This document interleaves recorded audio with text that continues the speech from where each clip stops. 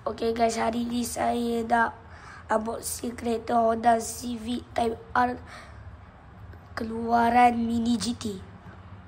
Kita tengok ni dia punya kotak depan dia, keras.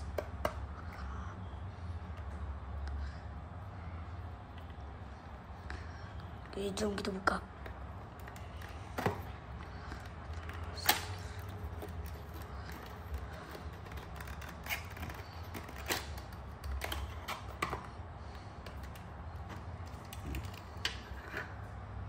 Okay, tengok lampu depan ni memang detail.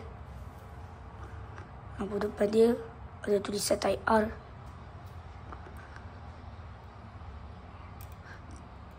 Okay, ni dia punya pintu tepi ni ada tulisan Honda. Tulisan kat bawah dia ada HPD.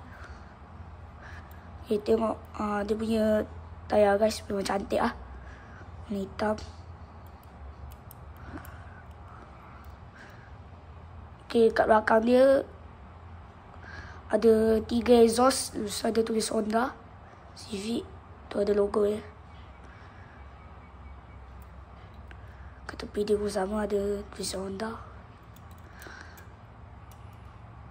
Lepas tu kat cermin depan dia ada stiker Honda tertulis.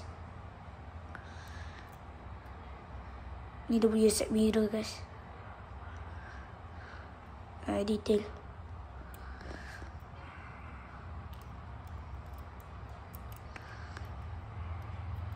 Dekat bawah tu ditulis 2023 Honda Civic Type R.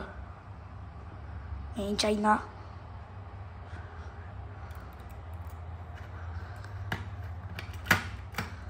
Okay guys, sampai situ je lah saya boleh cerita pasal Honda Civic Type R ni. Nanti saya boleh unboxing kereta lain atau mainan saya lagi. Okay, bye guys.